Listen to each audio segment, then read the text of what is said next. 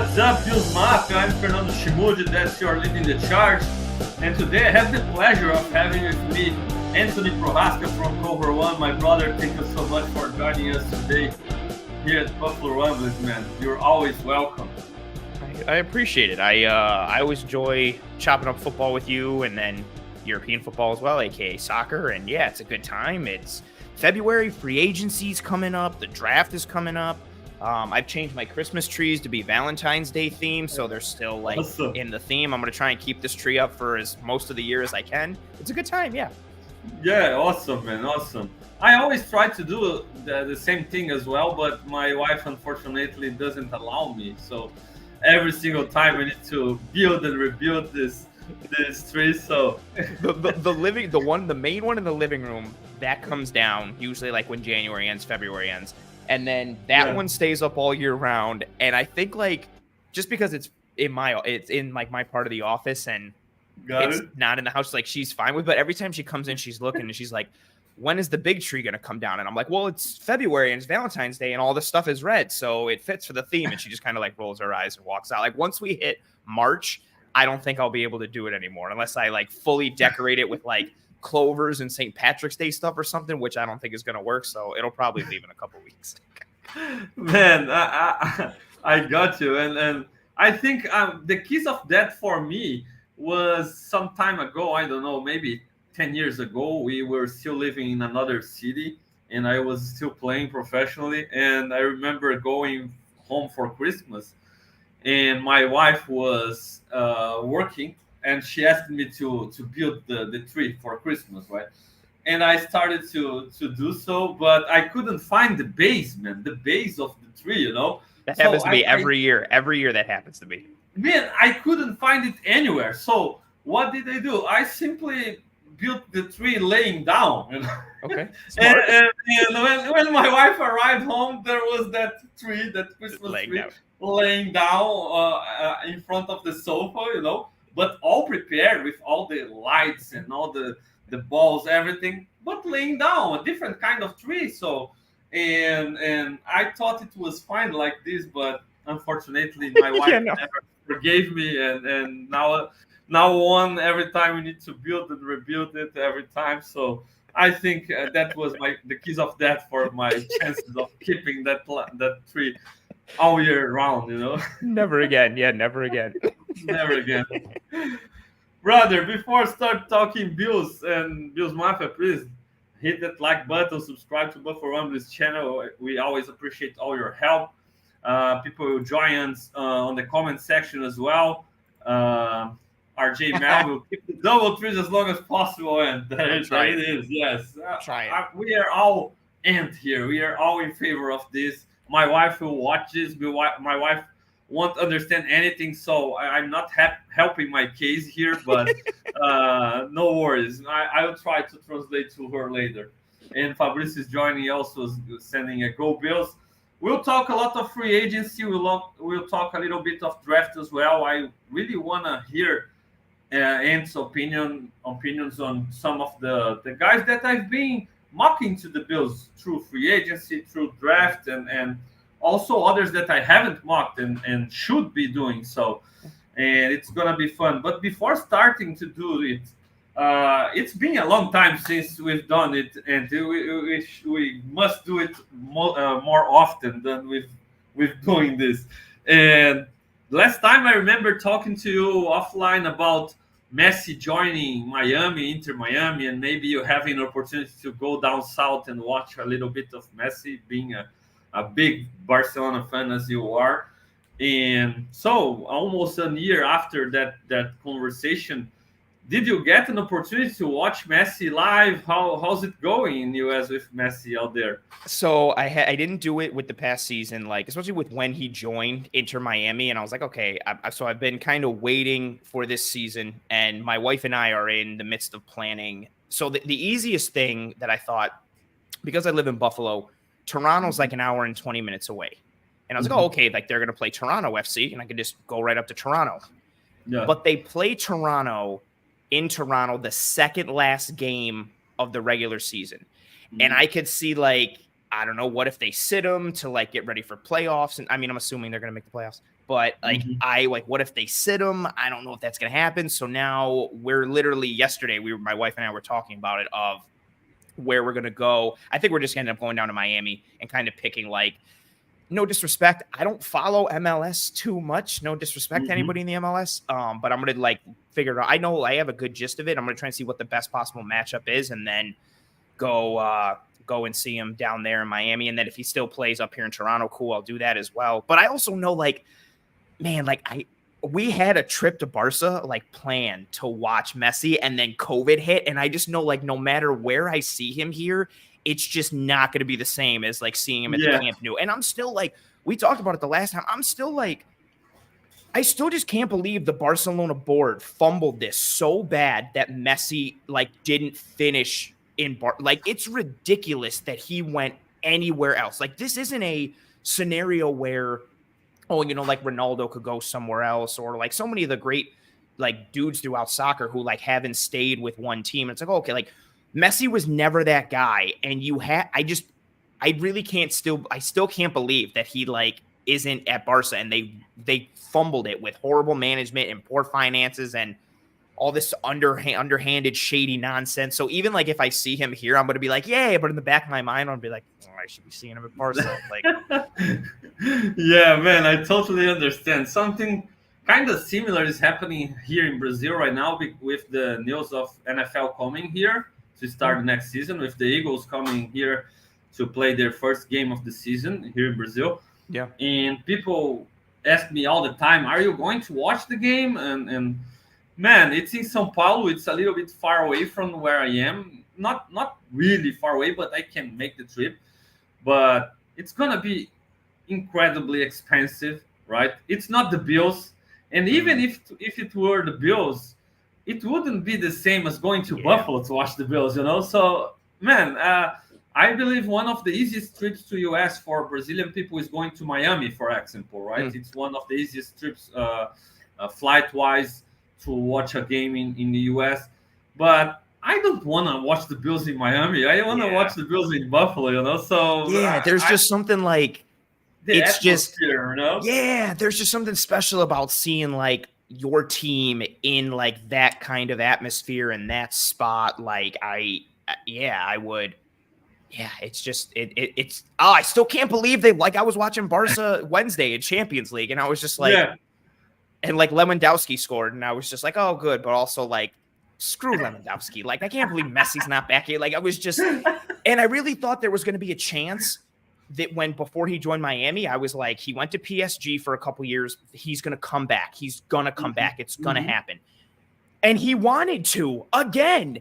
And they were just so financially and poorly run that he literally was like, I can't, like, I have to make a decision. And I don't, like, he literally didn't have enough faith in the Barca board to fulfill their word. So he went to Miami, where, granted, they gave him millions of dollars and cut him in on, like, the MLS profits and all this kind of stuff. But it's just, he's too good to be there still. He shouldn't be there. Yeah. He should be in Europe. Like, or even we talked last time, I would have been cool if he went back and played for like Boca or like River Plate or whatever, like play somewhere where there's, again, no disrespect because the MLS dudes are still professionals, but like you should be in Europe and you should have never left Barca. Like this should have been like an Andrea Pirlo type of thing where he's playing through Barca until like he can't walk anymore, until his until his FIFA speed is like 30 and he can't move. Like that's where he should be.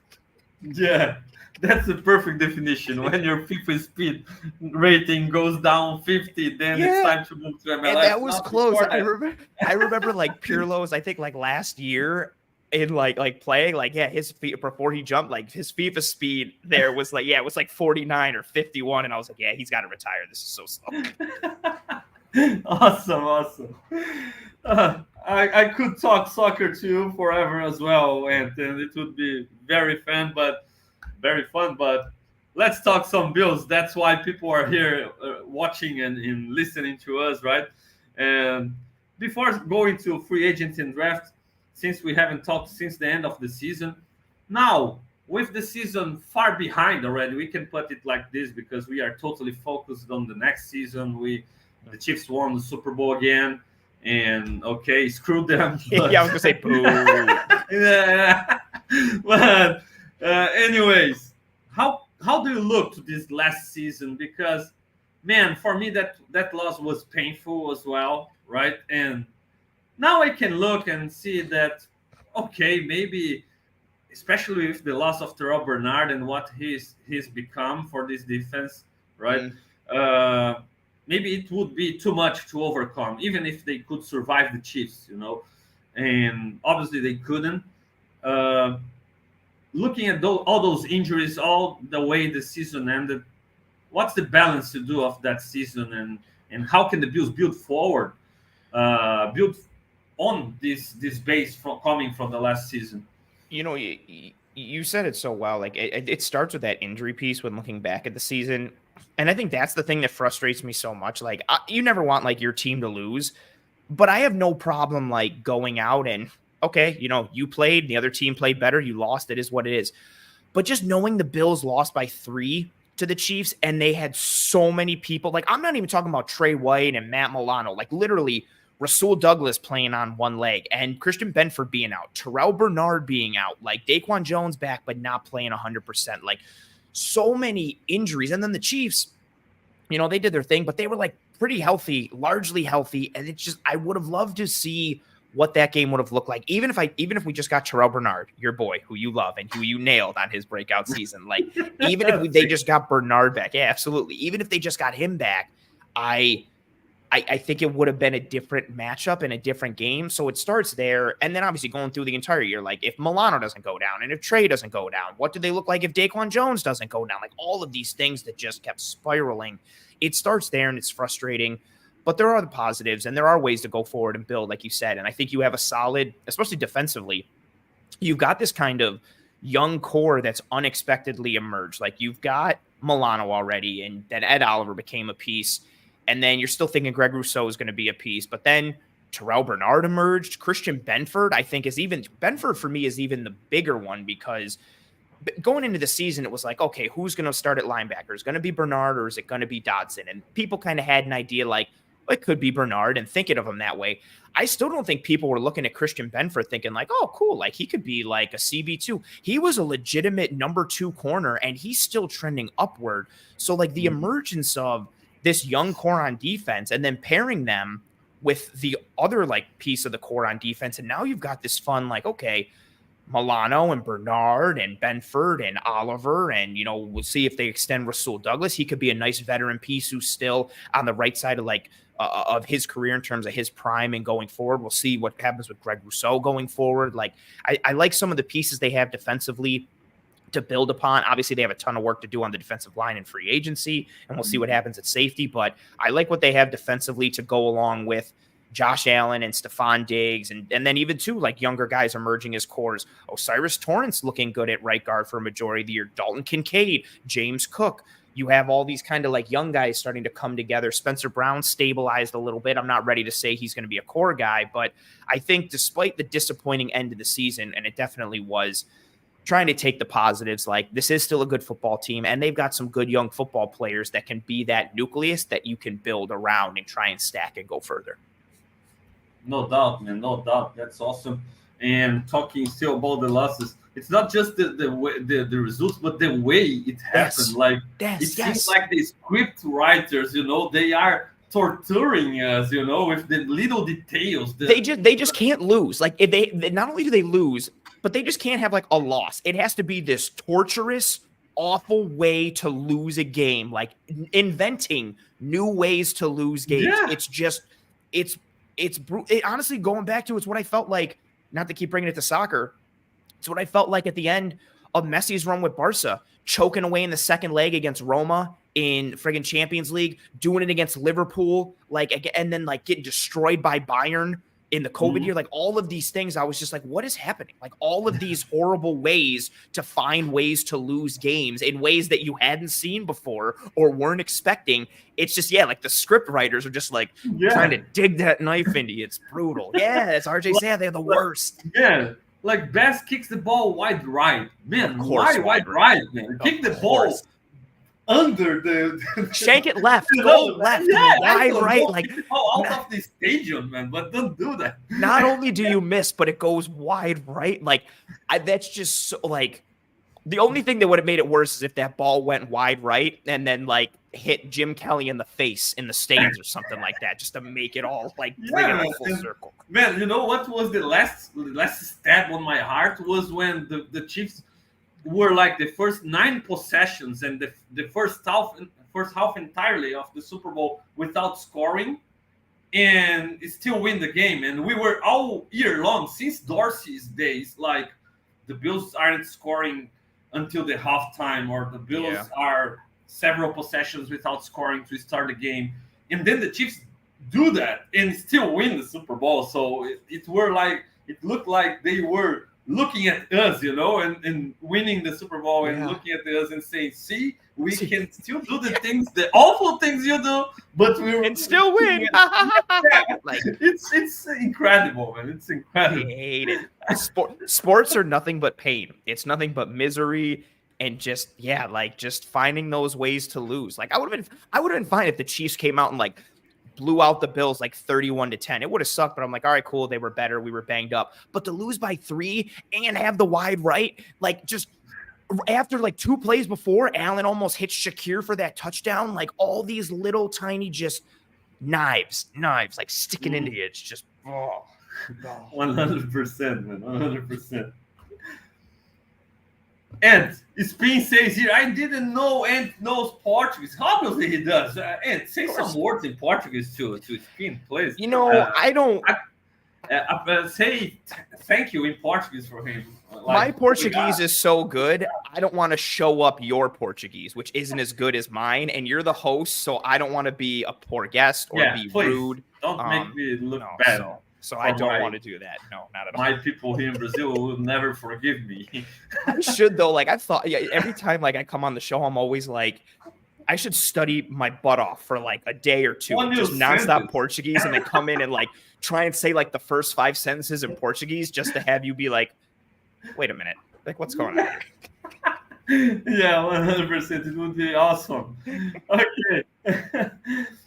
All right, moving on, and the Bills obviously have some work to do in the free agency. We have, man, and especially looking at the defensive line, because it's been like yesterday, and we had invested like first round pick on Ed Oliver, first round pick on Greg Rousseau, second round pick on Epinesa, second round pick on Boogie Basham, and it seems like, oh, okay, we are stacked on the defensive line, and sign Von Miller, sign Leonard Floyd.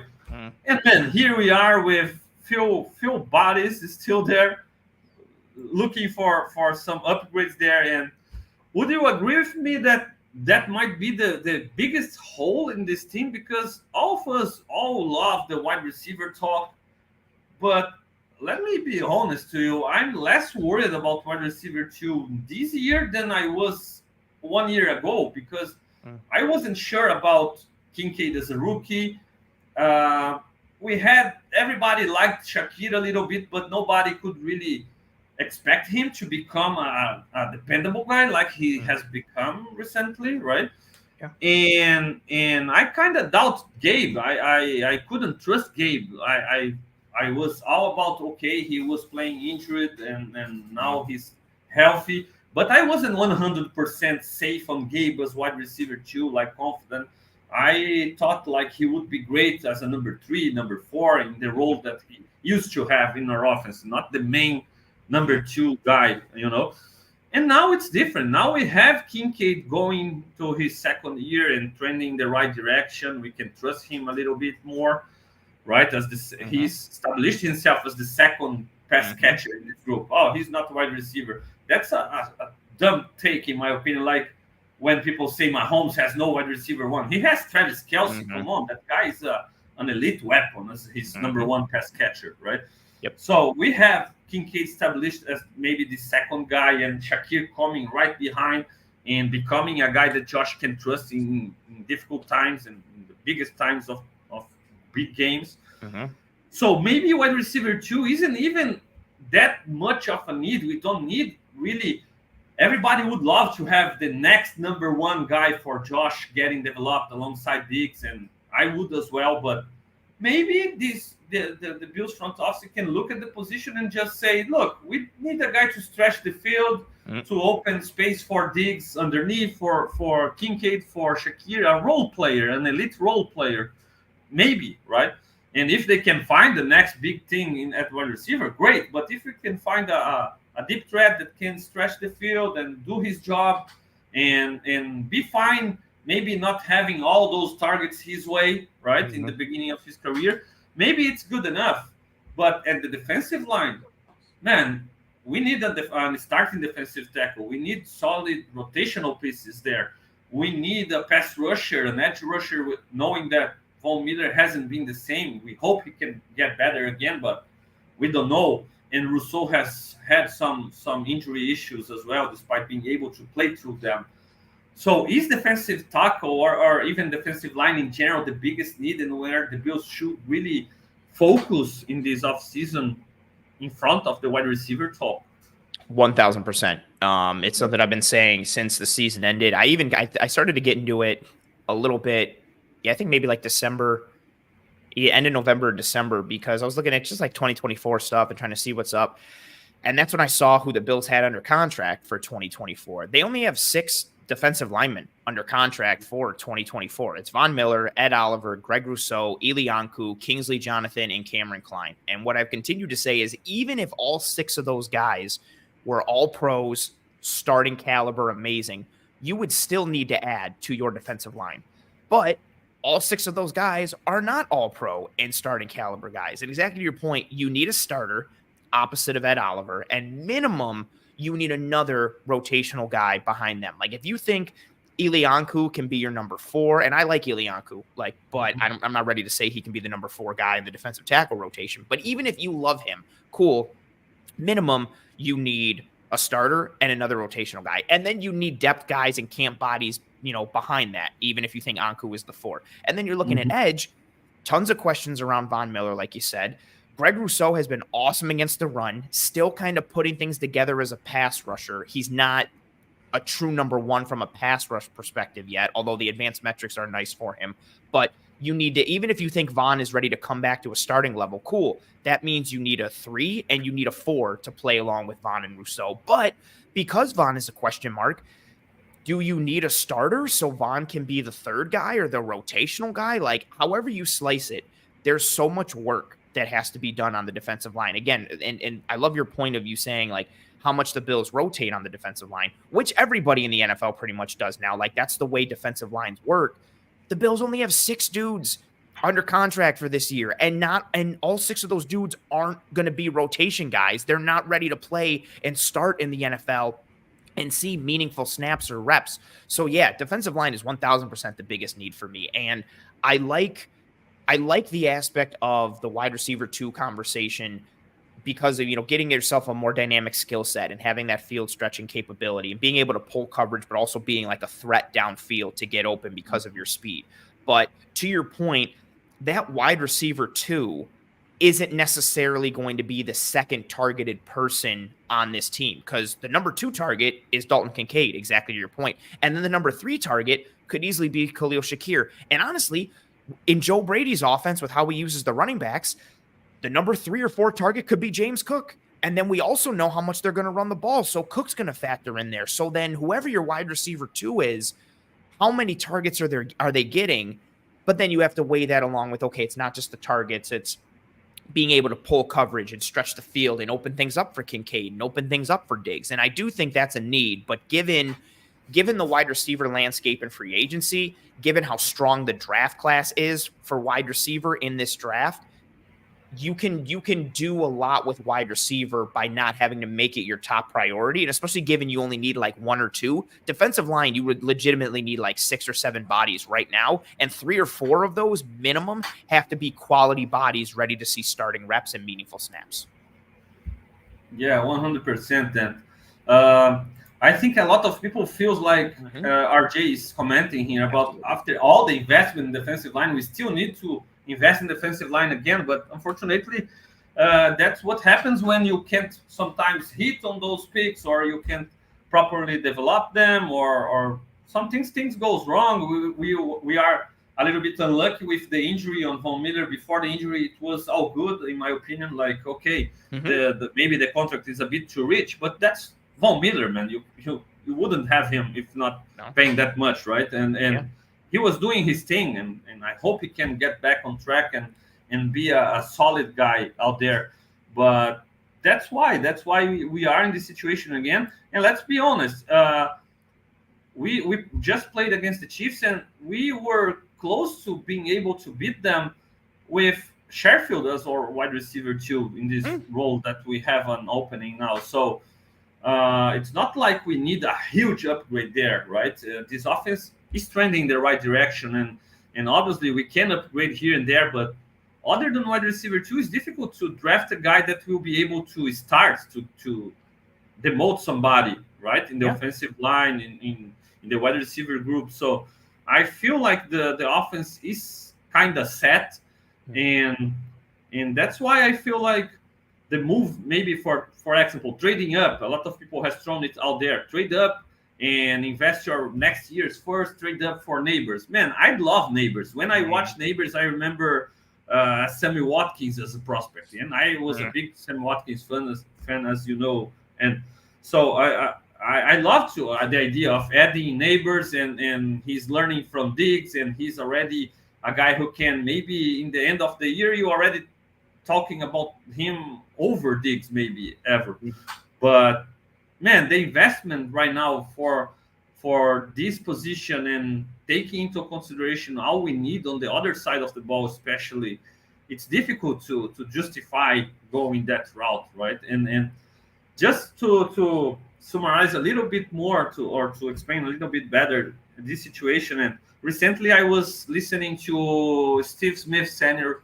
Talking about his favorite wide receiver prospects, and he was talking about the things that he takes into consideration and when evaluating wide receivers. And one of the things that he mentioned was about, is this guy ready for the role that he's gonna receive? Because one thing is draft Neighbors to be your number one day one, or to draft Marvin Harrison Jr. or any of those top guys to be your number one day one. Just like we did with Sammy Watkins. He entered the Bills drive, and he was wide receiver one since day one, right? And he's going to get the ball. He's going to get the targets. He's going to be happy because the ball is going his way. Sammy was even unhappy being number one. Yeah. Just to remember, right? He was number one, and he wasn't happy with the number of targets he was getting. So much going on with Sammy Watkins. Yeah. But, man, we can't, trade up for Neighbors and have him as the fourth or the fifth guy in the targets share. You won't be able to throw the ball to Diggs, to Kincaid, to Shakir, and then Neighbors, and ask him to block and to just go fly routes and stretch the field. Man, the guy will be unhappy from day one, right? So that's not the way you invest in your wide receiver.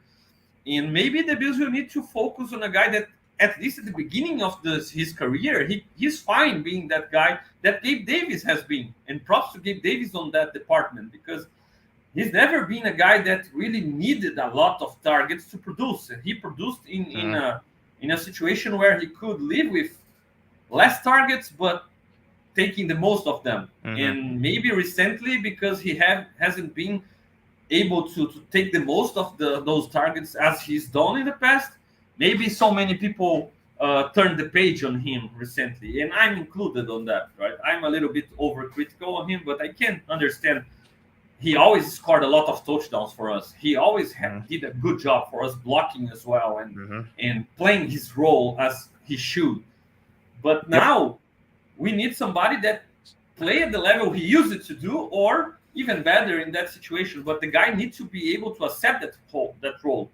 And it's not that easy to find, right? And yeah, I mean, that's part of what made Gabe Davis so appreciated amongst his teammates and on this team, is because he did the dirty work. Like, he blocked and he ran the clear out routes that are, so many people used to point out when they would knock Gabe Davis, be like, oh, like, look at his yards per route run, it sucks. And it's like, yeah, because he's not like the primary target. There were so many Gabe Davis routes where his job is literally to run a route to be a decoy and make defensive players follow him so it opens something else up for Diggs or knocks over the middle or something like that. He did a lot of that, the work that doesn't get glorified and doesn't get, put on highlight film and doesn't get put on the stats. Like, he did a lot of that dirty work, and that was the role of that, wide receiver 2 in the Bills offense. So, and I think that also ties into like the Joe Brady conversation then, because, okay, is Brady still looking to have that be like a role for wide receiver 2? Does he want more targets for that option? Like, does he need to? Because again, Kincaid in a good way really muddies the waters, because he's your target too. I know he's not a wide receiver, but you drafted him in the first round last year as a receiving threat. He is going to be that guy. And given the depth in the wide receiver class, like, I understand the notion of going wide receiver in the first round, or even, let's trade up and get Neighbors or Romo Dunze, and let's really, put everything forward. But I think to that point, like, you could use that first round pick or trade up in the first round for a higher positional need that still has a blue chip, really good player in it, like Byron Murphy, defensive tackle from Texas, who I love, right? Like, you could do that and then still get in the second round or third round at wide receiver, a wide receiver that can make an impact. Like, just using the Washington Husky receivers, for example, you could trade up in the first round and get Romo Dunze, sure. Or you could stay where you are in the first round, get a really good defensive player at the end of the first round, defensive line or safety. And then in the second round, you could take Jalen Polk, the other wide receiver from Washington, or Jalen McMillan, the other wide receiver from Washington, or maybe McMillan falls to the third. Like, and that's just one example. Like, there's so much depth in this class. And then to your point, you take one of those guys and then you allow them to kind of fit that role of, okay, are you option 3 or option 4 as a rookie? And then you start to build and go from there. And then maybe they're ready to take that torch or that mantle from Diggs once his time is done here. Like, it is a different dynamic, because exactly to your point, like, say they do trade up for Neighbors. Okay, that's awesome. What's the target share doing? Because Diggs' target share isn't going anywhere. I know it suffered a little bit under Brady, but Diggs' target share is going to be Diggs' target share. Then you've got Kincaid, and then you've got Neighbors, which is like, it sounds awesome. Like, and I think that's super sweet, but somebody isn't going to be getting those targets. And one, they may get upset, but two, my thought then is resource allocation. Like, so, okay, you've got these 3 top studs as pass catchers, but one of them is only going to get like 60 targets in the year. And is that really like worth all that investment and all that sacrifice to trade up and get Kincaid, or trade up to get Neighbors, or make that kind of splash? And then you're juxtaposing that with looking at your defense being like, we did that, and now we have to start, like, now we signed me to play defensive tackle because that's what the Bills had to do. Like, it's just like that type of resource allocation, figuring out what it is. Yeah, no doubt. RJ has this question here about, he doesn't understand Davis if he was a true wide receiver 2, why he wasn't pulling coverage from Diggs. And I feel like, and when Gabe was at his best, he punished people from paying too much attention on Diggs, like in the 4 touchdown game against the Chiefs, the big game against the Chiefs, and other games where he was at his best. He could make people pay of letting him one-on-one against people. I just feel like recently he hasn't been able to take advantage of those opportunities, and that's why we saw some struggles on the offense, and recently we've seen other guys taking advantage of all the attention on Diggs, like Shakir in the playoff run. Shakir was awesome, and it was pretty clear that he was getting some opportunities because the attention was on Diggs, was on Kincaid as well, right? And I feel like the things that really make me move on from Gabe right now, and one of the things we already discussed in the past, the drops sometimes. But the thing that really concerned me, and maybe it's not even 100% on Gabe, and it's on Josh as well, but it has been only happening, or mostly happening, between Josh and Gabe, and those miscommunications, on those option routes, and when they weren't on the same page. And I know it sucks, but we're not moving on from Josh, so yeah. It might be Gabe, So, yeah, that's the situation. Oh, look, remember when who was it, man? The Juventus guy said, I can play with Messi in Argentina because we play the same position. Dude, you won't play, man. Dybala? Dybala, yes. Yeah, it was like, cool. So cool, Look, Paulo Dybala, you ain't playing then. Like, you're yeah, like the guy is the main Juventus striker. He's having a great season in Italy. That was like some years ago. And then the guy goes to Argentina and he says, "Look, I can't play with Messi because we play the same position." I love that. I was so we won't play, man. No, so you're not doing anything. Like you obviously, like, my love for Messi, when Dybala was doing his thing and he scored a cracker of a goal against Barca in Champions League, like many, like 2017, 18, something like that. But I remember thinking, man, like, Dybala's up and coming, like, Argentina might have a squad to finally win a World Cup. And then I was always like, why is Dybala not getting work in the Argentina squad? And I read that quote and I was like, oh, because he's an idiot. Like, that's so dumb. Like, just, you can't. Oh, man. Yeah. I love that. I love that reference from you. That made me so mad. Obviously, Gabe never said anything about Josh, and then Josh always takes full responsibility. But, man, if you aren't on the same page, if Josh is throwing inside and you're going outside, I don't care if you're right going outside. Learn something, learn whatever Josh is watching or seeing and do that, because Josh is going to be there for a long time, and you're going to have chemistry with him. Otherwise, you're doomed as a Bills wide receiver, right? So that's why I appreciate Gabe a lot. I still believe the Bills will try to bring him back if the opportunity arises. I've been saying it for a long time now. But I hope he gets paid and he has a new start everywhere. The guy is a hard worker. Maybe he will play awesome with another guy and we'll talk. See, the problem wasn't Gabe. I don't care, man. I feel like we can go in a different direction and maybe have more success. And he might have more success in another place as well. But talking wide receiver too, and I had one day of insomnia, all right, an insomnia night, and I called it the insomnia mock off season. I did, and posted on Twitter. I didn't post on the show, but man, that was the best off season, the best mock off season I had for the Bills. The one that I was happier for, right? I don't see it happening, but I wanna just tell you what happened in that mock off season, because I went to that mock with the same mindset as always. I won't do what I would do. I will try to put myself on Vince's shoes and act like him. But when I saw T. Higgins and I saw Antoine Winfield hitting the market, I couldn't resist. And I was like, let me just bid. I will bid for ounce value here and see if it works. And it worked. I don't believe it will work in real life, okay? But it worked. And I could get T. Higgins for 18 million a year, right? I think it's his spot value right now, but I feel like it's a little bit low, right? But I could get him on 18 per year on a 4-year deal, and so see, his cap hit in the first year was 12.6 million, like in my opinion, a dreamy scenario, all right?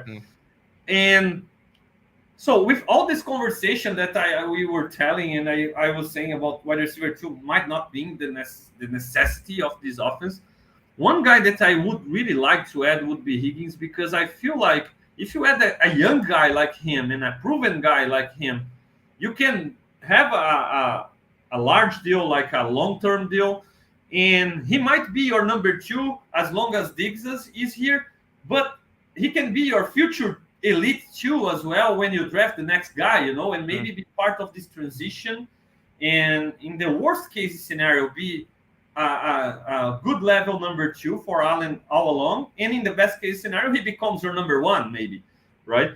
So how do you see the situation with Higgins or with other player at the wide receiver position as a possibility, or even out of a wide receiver position, with other guy that you see the Bills maybe splashing a higher offer and a long-term deal and making the cap work for now, and knowing that he can be fit in the cap down the stretch with a higher value, being it Higgins or being it maybe Winfield, that safety, that's a guy that I love and has all the best with his dad playing for the Bills. Right. How do you see this situation?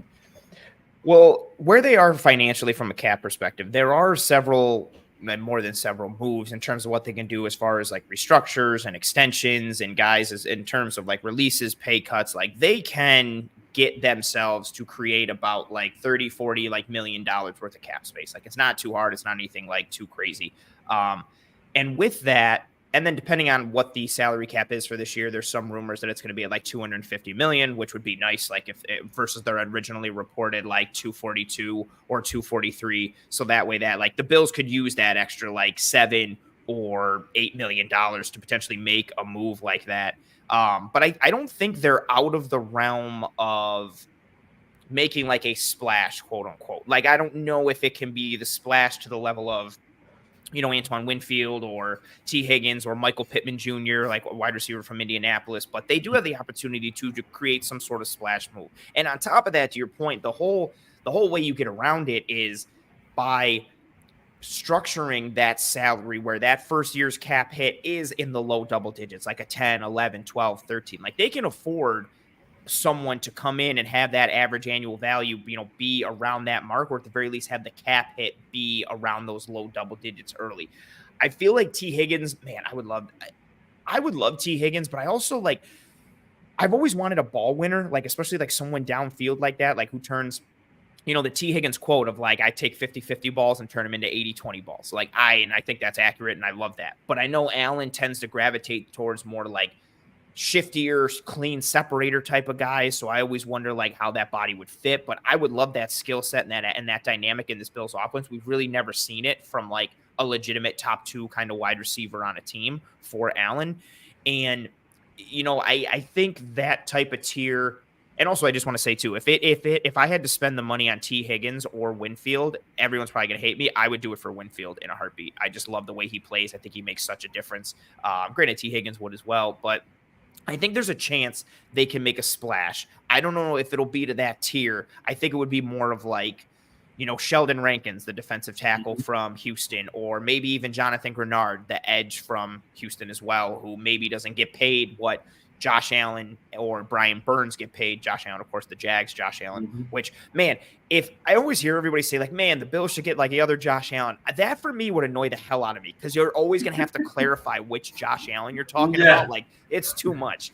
But I think they realistically could make like a splash type of move.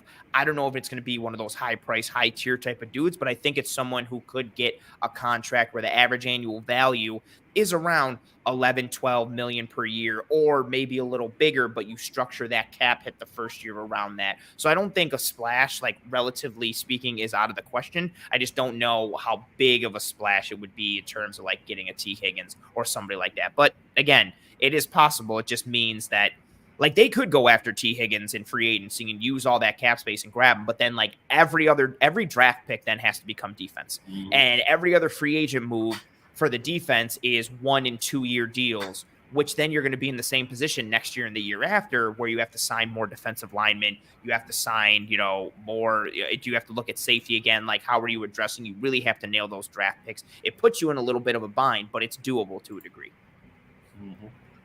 Awesome. So I love that you mentioned Jonathan Greenard because that's a guy that I've been looking at, and I don't know, he had a big year for the Texans this last season. The previous year wasn't that good, but the year before that was really good as well. And he's not a guy that's talked a lot, right? Maybe the Texans are right now in a position where we used to be as the Bills before Josh Allen, and maybe people don't pay that much attention. But when you look at them, and Greenard has been awesome as a pass rusher, as an edge player for them, and Spotrac has his market value at around 15 million, if I'm not mistaken, 16 million. Do you feel like he can be the answer? Because let me even add here, I did a mock-off season for the show here, not Insomnia, not via Insomnia mode. All right, it was the first official one. Okay, and I wasn't as happy as my Insomnia version. All right, but I feel like it's more realistic. This one, I feel like it's more realistic than the first one. And I could bring those guys when you see like Daquan Jones. It was a 2-year deal. That's why his first year is 5.6 million. It was around 7 million. I could add Jeremy Sheen. I know you love him. I love him. I feel like everybody loves Jeremy Sheen, and has been like this since the beginning, since Yeah. his draft, I believe, Yeah. right? And I added him in a 4-year deal here. Curtis Samuel, I could add also in a 3-year deal, and he was around 10 million. And Andrew Biddings as a rotational guy, and Romeo Aquara was desperation move because I lost all the other edges and I needed to add somebody, so I added Aquara. I don't feel like it was a good contract. He is not coming from a great season, Yeah. but he was the guy that I went after because I didn't want to underpay, because I would be able to get Greenard here underpaying him, and Mhm. I didn't want to go that route for realism reasons, right? Yeah. Do you feel like Greenard can be the answer for this Bills edge depth guy, or even to become a starter opposite Greg Rousseau in a long-term deal? The Bills can bet on him sustaining that level of play. He's a young guy, and maybe give more time, or allows Von Miller to get comfortable, to Mhm. rotate, to get back at being himself with playing time, and with after another full off season of work now to trying to get right. Do you feel like Greenard deserves this kind of money thrown at him and this kind of trust at being one of our starters down the road? Oh, absolutely. If we could get him for the ideal cost that I'd like, I would take him in a heartbeat. Like I think he's going to end up getting a contract around 3 to 4 years, somewhere in like the average annual value of like 14 to 16 million. I feel like he'll probably get like between 25 and 30 million guaranteed, which I think works for him, obviously, but he really does have like that one true year of elite production. And I'm not ready to pay him to be like a top 10 edge. Again, I don't think he's going to be in that Josh Allen, Brian Burns type of category of Mm-hmm. classification, but I would pay him. I've seen some market value projections for him around like 13 million, like average annual value. Like if they could get him in the low double digits, even up to like 15 million average annual value, which really, really, really is pushing it. He's the guy who he's my top tier realistic splash move that I think they can make. I think Sheldon Rankins is much more realistic, but Grenard, I should say, is he's really pushing the envelope in terms of like, we're really stretching the purse strings here and how realistic it is. But I would do it in a heartbeat. I think he pairs very well with Greg Rousseau. He also fits the archetype of what the Bills like at their edge position. Like he can run through people, he can compress the pocket, he's got a lot of speed to power, but he's got really good hand usage. He's got a 34.875 arm length, so almost 35-inch arms, which is great arm length. He can use those long arms. He's got a really good swipe move. He understands pass rush plan and how to set up tackles. In terms of games, he's one of my top free agent. He is my top like free agent from a wish list perspective, even though again he is pushing the envelope in terms of realism. I did a film breakdown for him on the show this week with Eric in the film room. I put out a highlight reel of clips and analysis on Twitter as well. He just the Cincinnati game was one that really turned me on to him because he spent the entire first half working Orlando Brown, going through his chest and going outside repeatedly, and like winning. He had a couple reps too where he lifts Brown off the ground, and Greenard weighs like 260 pounds and Orlando Brown weighs like 340. So it's nuts. Yeah. But he's doing that the whole first half. And then the second half comes, and now he's setting him up again. And Brown's like, okay, let me kick, let me get out of my stance early because he's going to try and push through. And Grenard's beating him inside. Just like how he sets things up and understands things from a football IQ perspective. Going into his age 27 season, I would make a 3 to 4 year commitment for him like in an instant. He would be my preferred option. He fits a need. He pairs well with Greg Rousseau, who you're probably going to exercise the 5th year option with Rousseau. So these guys get to play several years together, a couple years together. Doesn't put the pressure on Von Miller, like you said. But now Von Miller can be that 3 and just kind of let him relax and ease his way in. And then now all of a sudden you have a really cool 3-man rotation at edge and a very strong one where you have one of the best run defending edges in football in Greg Rousseau, an up and coming pass rusher in Jonathan Grenard, who also plays the run really well. Just some stats for him too, because I have him here. So amongst 118 edges in 2023. He was tied for 31st in pressures, tied for 32nd in pass rush productivity, and then he was tied for 10th in sacks. Amongst 121 edges versus the run, he was tied for 16th in stops and tied for 20th in stop percentage. So you got this overall like strong edge who can play the run and play the pass, pairing with Greg Rousseau, who's this elite run defending edge who can still pressure the quarterback. Then if you get anything from Von Miller, maybe you're using him situationally to be a pass rusher. Maybe he's just this closer from a sack perspective. Like, it opens up a lot on the edge. Grenard is one who I really, really like. Again, I think he pushes the bounds of realism, but I think it's one they could do. And that's the type of move I would do. Like, I would push the money and push that financial envelope for a dude like Grenard because of his fit, the need at that position, and how good he is, and the upward trajectory I think he's continuing on. Awesome.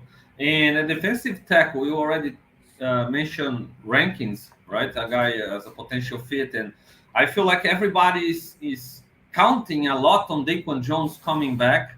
And it's understandable. He's been great for us.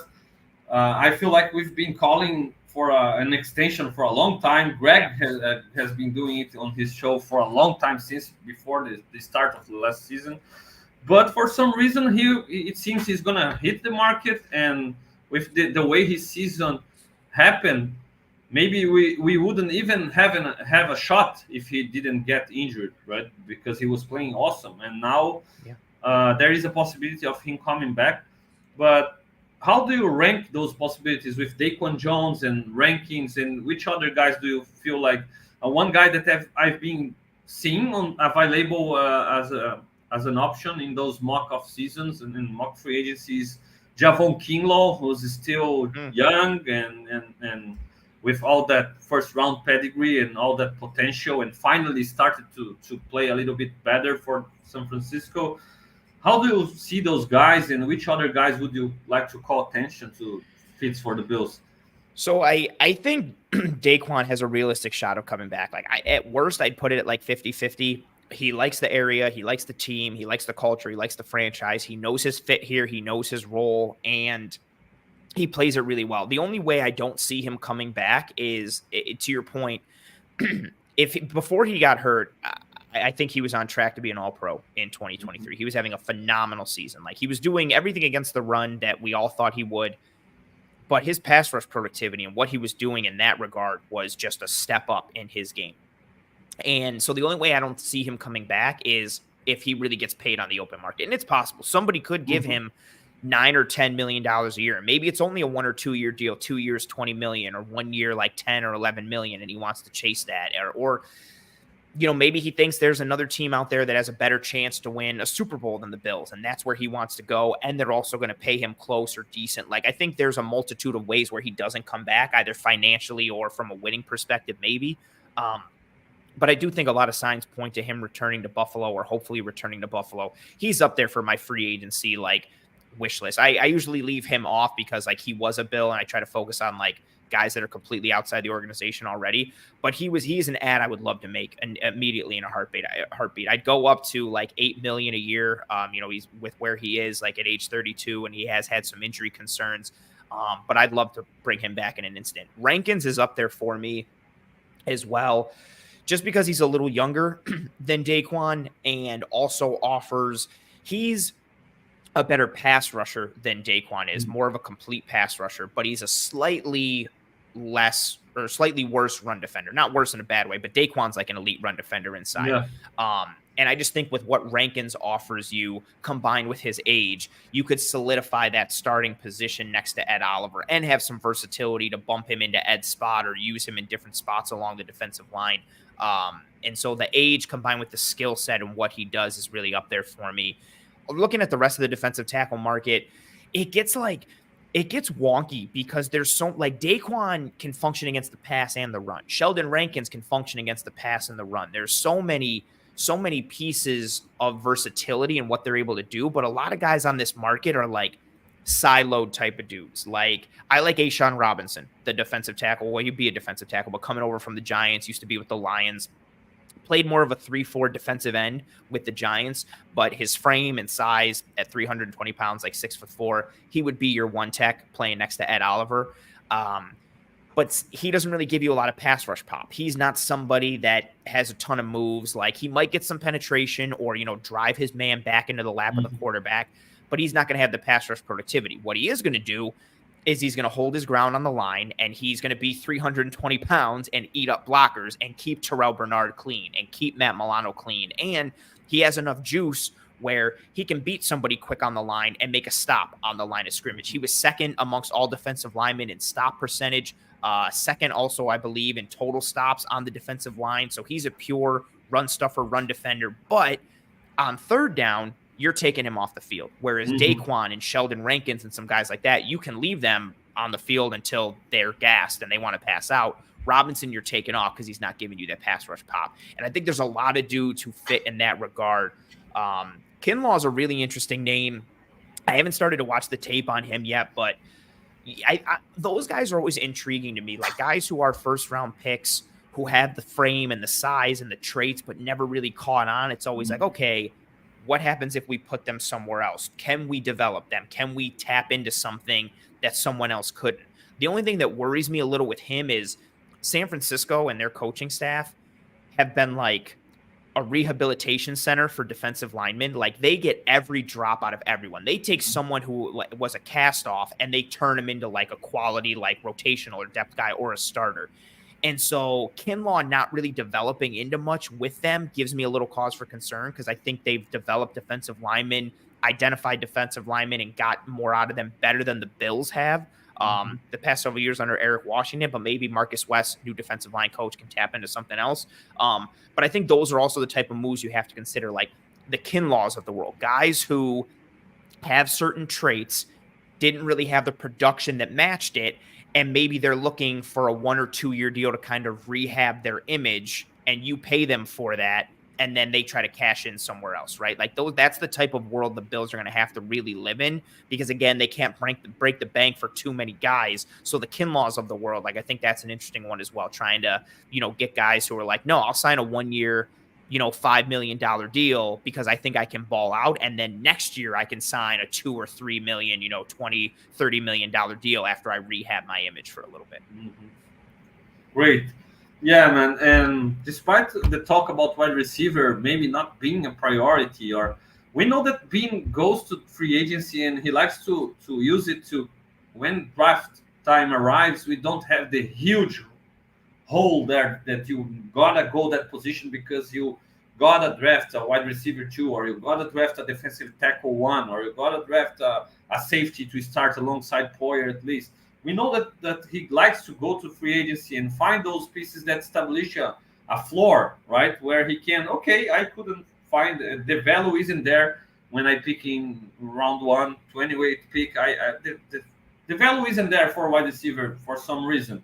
So I will go defensive tackle maybe, or I will go safety maybe, or even trade out of the draft, or need to trade up. And so he will need to bring a wide receiver to establish this floor, right? And I mentioned Curtis Samuel before because that's a guy who had a good past with Brady, right? And he has the speed as well, despite maybe not being. I see him more as a guy like McKenzie or even Hardy. They have the speed, but they aren't that guys, that deep threat kind of wide receiver. They are more like the guys to be used on jet motions or screen passes. I feel like Samuel is kind of like this as well. Can be wrong, obviously. But another guy that I feel like when I watch the Panthers from Bean and McDermott's era still, and Ken Newton had a huge success with Ted Ginn Jr., resurrecting Ted Ginn Jr.'s career, right? And then with the Bills and Josh Allen already, we had Smoke Brown having a great success with Josh Allen as well. Hollywood Brown, man, that guy has the speed to burn. He's this kind of small guy, speedster, deep threat. He might not contribute a lot blocking as a wide receiver too, but even if you don't count on him as in fact your wide receiver 2 blocking and being on the field all the time, that's a guy that every time he steps on the field, he can be a nice threat for Josh Allen downfield. How do you see the possibility of Hollywood Brown being this floor for established by Bean as wide receiver 2, or even thinking in a move like I told about T. Higgins. That's a guy who will be a deep threat for the next 3 years maybe, and you can pair him with Josh for the foreseeable future. What do you see? So real quick, as we're having this conversation, I feel like it's important to, because it ties in big time to our conversation, because I was seeing what happened in the chat and then I Googled it. So the NFL literally just announced like 4 or 5 minutes ago, the 2024 salary cap is going to be $255 million. That's immaculate for the Bills. Because again, like we were just saying 10 minutes ago before this news dropped, it was kind of reported around like the low 240s, maybe mid 240s. It was looking like 242, 243. So this is like a $12 million increase ballpark of what we kind of initially thought. This now makes a Hollywood Brown more realistic, a Curtis Samuel more realistic, maybe even like the top tier with the T. Higgins of the world. That increases a little realism as well. But again, I think more of those lower tier wide receivers. Yeah, like I think this, and I wanted to bring it up because I do think, this makes a Curtis Samuel or a Marquise Brown more realistic. And I like that skill set, right? Like that type of dynamic player who can give you those gadget opportunities. Like you said, those jet motions or little bubble screens out of the backfield, and you get it to them really quick and they break one tackle and turn it into 17 yards, or they can get 8 yards or a first down in a hiccup in a heartbeat. And then obviously they have the speed to stretch the field vertically. That's the type of world, again, pairing in with, I would love to have an amazing true wide receiver too. I would love to be the Dolphins with Hill and Waddle, or what the Bengals were with Chase and Higgins, or the Eagles with Devonta Smith and A.J. Brown and that type of situation. But again, given Diggs and Dalton Kincaid and Shakir and James Cook, I really like the idea of gravitating more towards a Hollywood Brown or a Curtis Samuel, someone who gives you that specific skill set and dynamic that helps open up the offense, but isn't necessarily got to be the guy like, yo, you paid me all this money and I've only seen like 3 targets a game the last 3 games. Like, what the hell is going on? No, like I think, and this cap space opening up a little bit. That's funny. Yeehaw, it's Christmas. Yeah, Bills are electric. Yeah, it's like, your trees, definitely. Yeah, that's why I did it. I knew this would happen. Perfect. But that type of cap space really makes these type of moves more realistic, which then makes it more exciting because, like, to your point, it's easy to already see the skill set and the fit, right? Like the speed, the juice, the athleticism, everything that they add.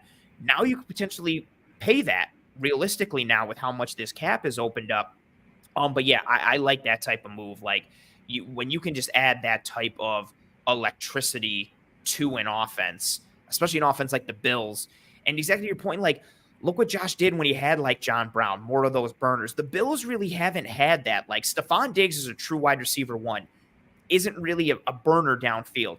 Gabe Davis was the deep threat. Definitely not a burner downfield. They've never really had that pure speed option. I was hoping Deontay Hardy would be that. For whatever reason, he just didn't catch on. And, when you pulled up your chart earlier, I was going to mention it. I do think he's a sneaky cut candidate just because you saw 2 different coordinators. Dorsey didn't get anything with him.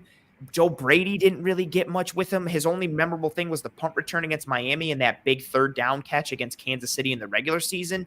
And if they cut him, I believe it's like they can save like $5 million or high 4s, and it's only like a $1 million or like less cap hit. I don't remember the number in front of me, but there's like a significant amount of money that they actually, I'm going to look it up right now. I don't know why I'm like acting like I don't have the power of the internet at my fingertips.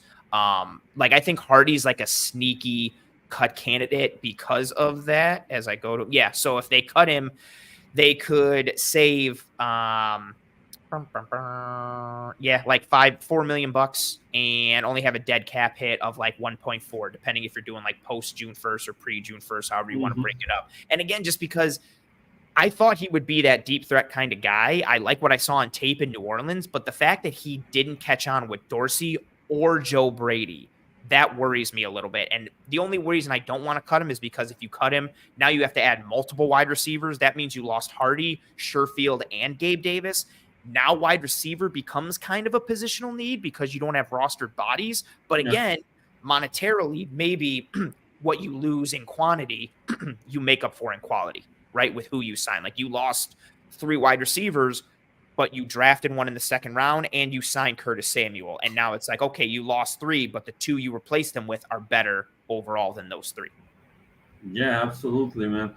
And man, I could talk football all day long with you here, but unfortunately, the time flies by. To close it out, we didn't talk safety enough. We talked a little bit about Chim. Any other names? I love Duggar as well, and those guys.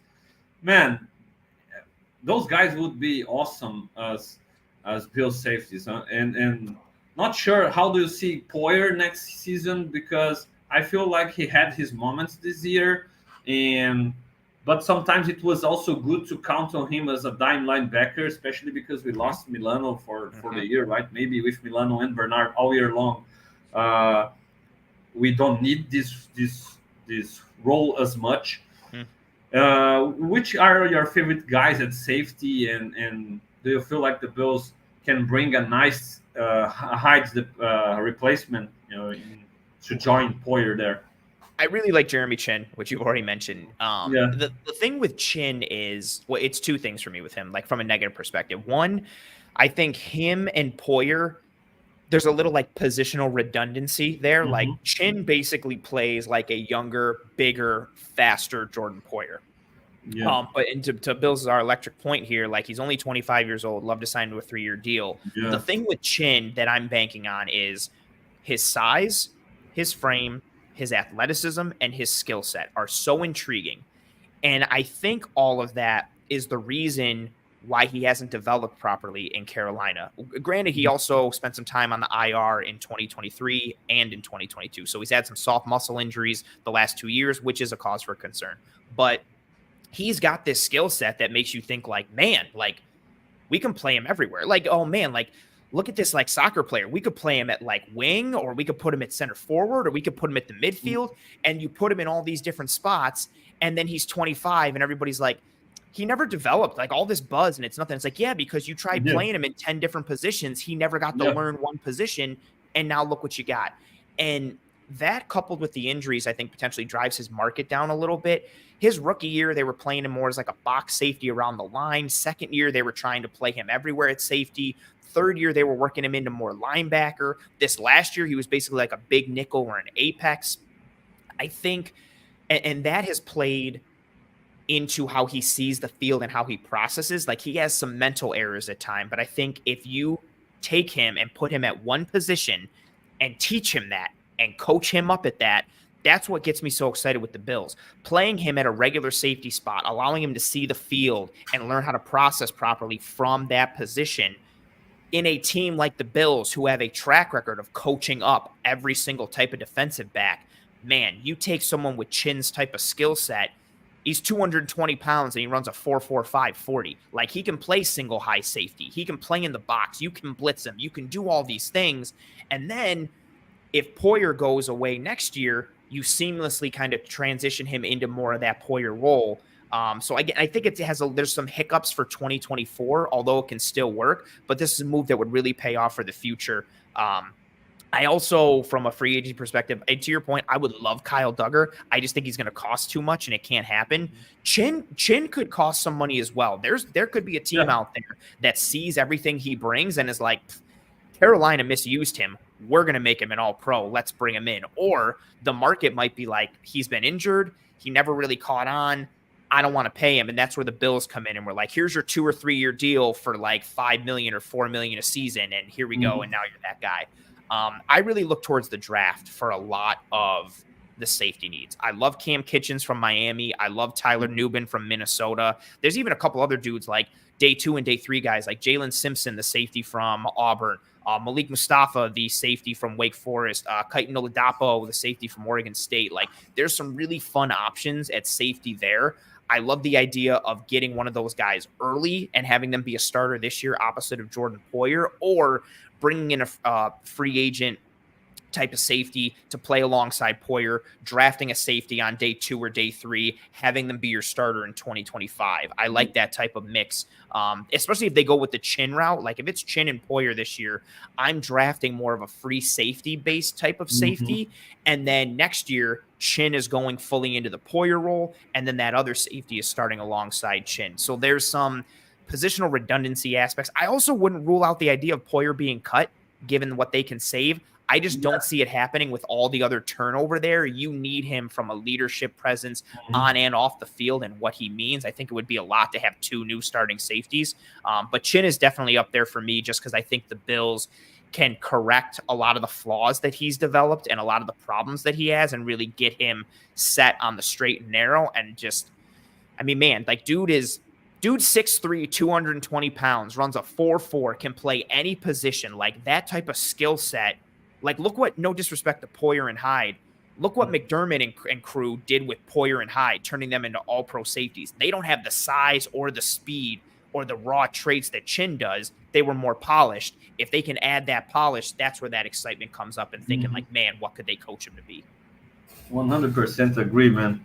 It would be awesome to add him. And to close it out, and your main draft crushes. You told some names at safety, at defensive tackle, and at wide receiver. So let's imagine Vin is going to the draft. He already set the floor at those positions. Could grab some nice value in the free agency. He's not drafting for need, right? What would be your preferable wide receiver, your favorite wide receiver, or your favorite defensive tackle in this draft to add? To be part of the rotation or part of this offense, knowing the role that's available. It's so tough because there's certain dudes I like at those positions that I really like. For wide receiver, I know a lot of people are high on Troy Franklin. I feel like that's the easy one that a lot of people are going to say. Okay. My draft crush would be Xavier Worthy, the wide receiver from Texas. Love him. Yeah, he's got some drops issues, but he's corrected them a bit this year. Everything that he brings, and from a skill set perspective, he's one of the best route runners in this class. He can fly. He can stretch the field. He can win in so many ways. I put a clip out. I put a bunch of clips out with him, but he runs this like 10-yard speed out, and he doesn't. He runs at full speed the whole time. He turns by getting low, and he drags his hand across the ground to help himself turn and come out of his break. Like, he runs everything at 100 miles an hour. What I also like about him is he gives you this weapon now. This fits into our conversation from earlier. He gives you the speed and that dynamic weapon you want right now.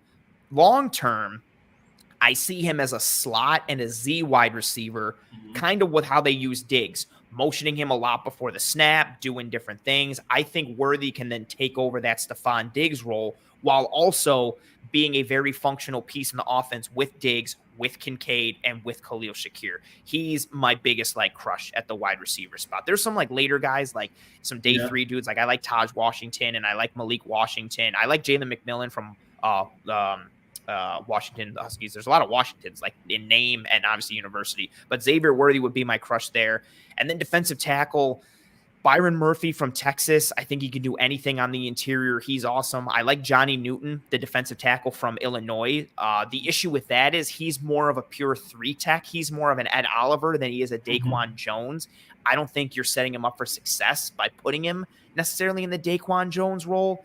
I like Braden Fisk, defensive tackle from Florida State. I think he's a really good rotational guy right off the bat. He is your defensive tackle 3 and just offers you pure juice. I like Dwayne Carter from Duke.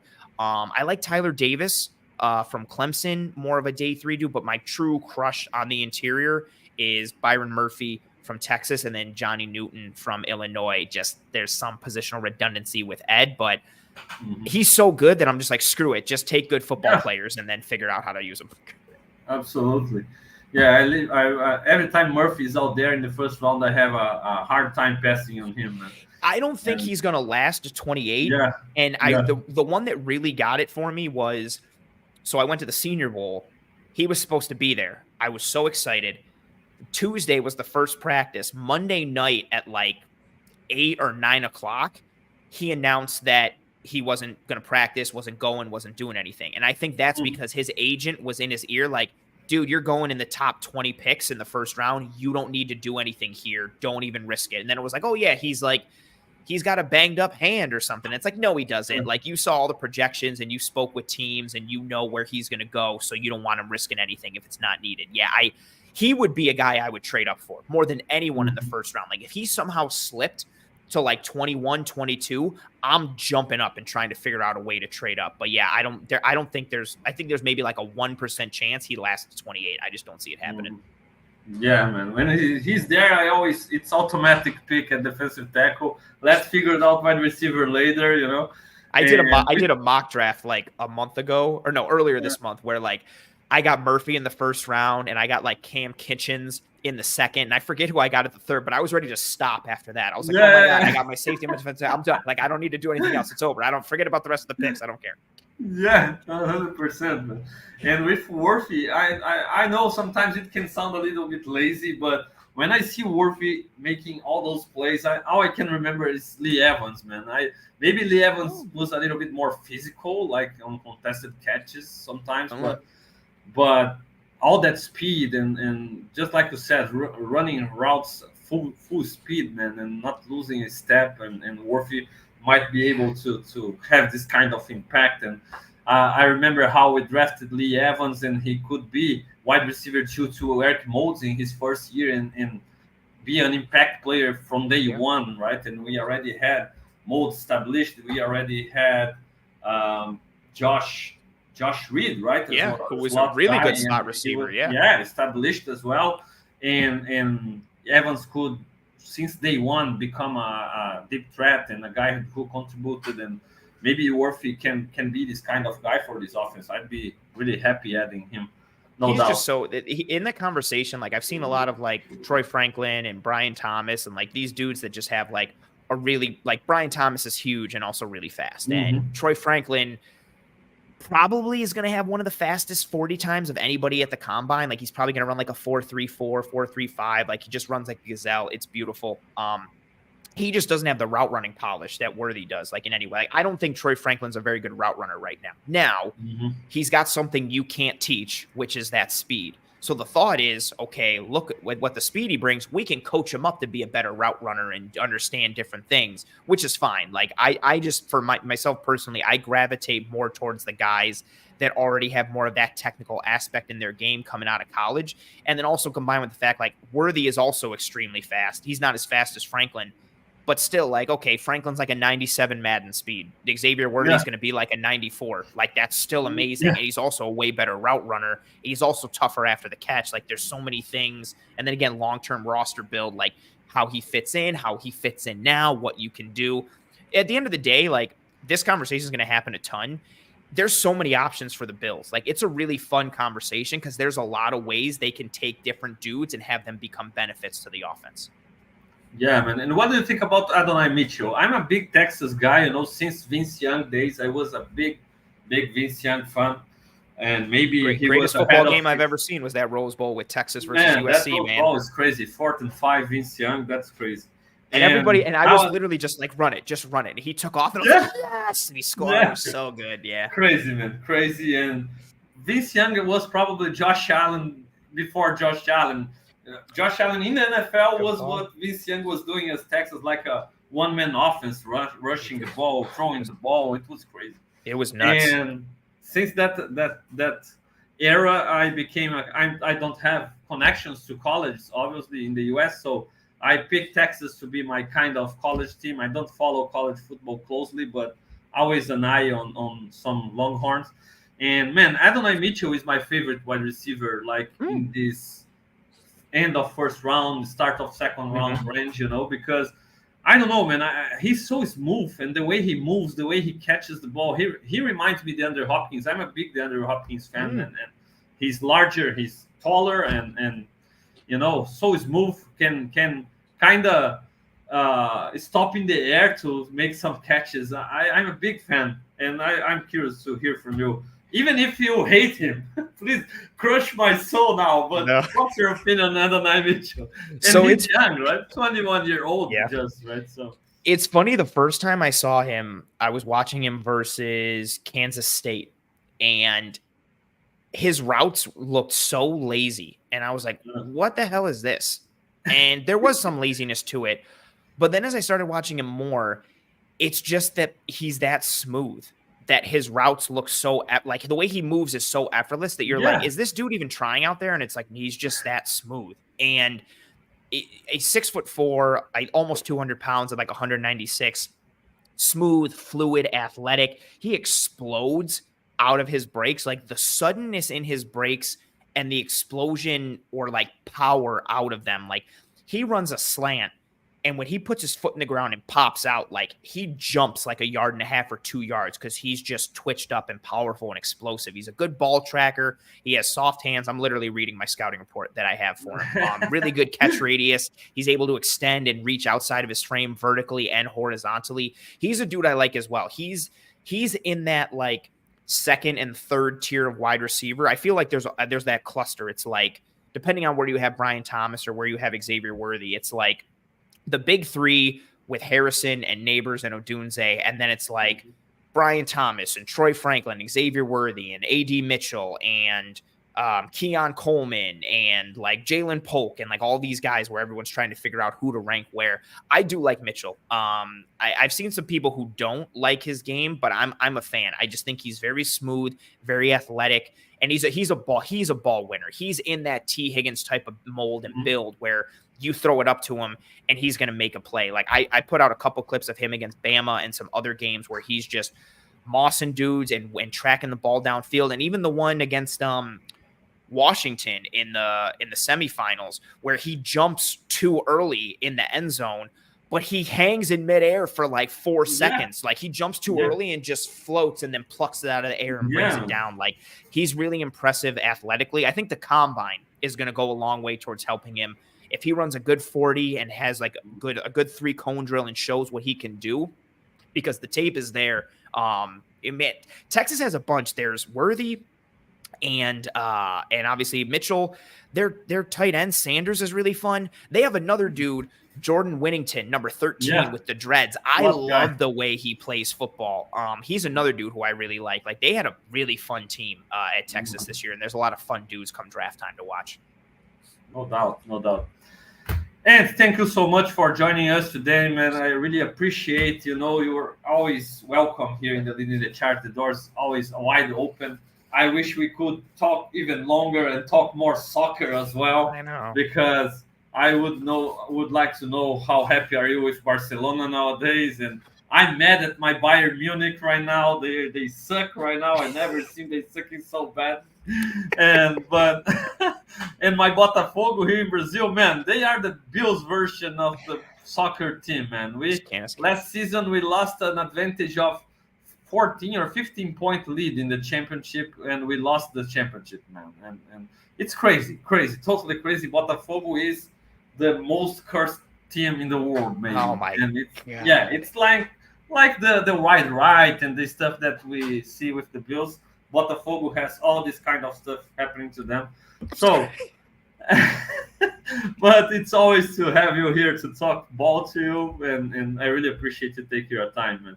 No, of course. I always enjoy coming on the show and talking Bills and football with you, and then talking soccer. Like it's always so tough too, because like I want to talk more soccer with you, but I'm like, no, we're gonna get too sidetracked and it won't be able to happen. But I got to find a way to get it in there. And like, we're always trying to like talk before we go live. And it's just you're a good dude. I always enjoy talking sports with you in general, with your background and your history and your professional like play and everything like that. So I say it all the time. Like anytime you want me, you got me. I always enjoy coming here. So thank you for having me. I had a blast. Awesome, man. Really appreciate it. Bills Mafia, thank you so much. Hit that like button and subscribe to Buffalo Rumblings channel. Support our job here. I will be back on Sunday in Portuguese with the Portuguese version of Leading the Charge. And I really appreciate you. Thank you so much. Go Bills.